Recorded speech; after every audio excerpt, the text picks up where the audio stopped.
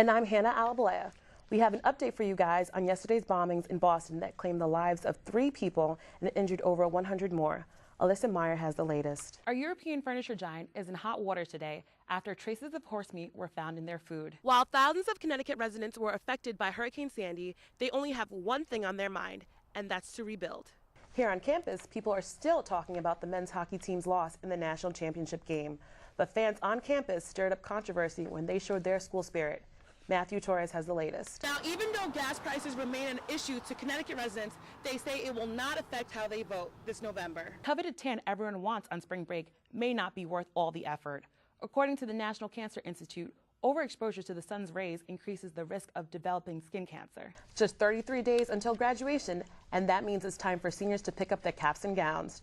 And Quinnipiac is very proud of its female demographics, as its female basketball team just competed in their first ever NCAA tournament this past week, breaking all sorts of school records during the regular season. A new study done by the New England Journal of Medicine finds that eating foods rich in oil and even drinking wine can be better for you than a low-fat diet. Plus, the crowds for the spring concert may look big, but looks can be deceiving. We'll be right back. I don't know about horse meat, but the tanning and the Mediterranean sounds so good. Michelle, are you heading anywhere for spring break? Into next week, temperatures will stay around 60, and we'll finally see some sunnier skies. Holding up until Wednesday brings back the rain. And Quinnipiac had its first shot at the national title this weekend. Matthias Gauss has more. Now, I think it was planned because Will Ferrell, he's really funny. He's always up to some antics. He's very funny, but did you notice she had the title of her upcoming movie on her chest? Good point. Maybe she's promoting something, I don't know. Maybe. Quinnipiac University kicks off its Women's Week. Events such as the museum-type female gallery and roundtable talk are the highlights of the week. I think it's very important to have this week because people need to be aware of everyone in our community that is very involved. Despite the advertisement, people around campus claim to not know about this week's events. I was not aware actually until yesterday. It was one of those little cardboard insert things we have. Though the event has drawn some onlookers, Dan claims that the majority of students just don't care. No one really talks about it. At least from my perspective, I didn't hear about it until yesterday. The booths are empty, the bar is unseated, and the deck is squeaky clean.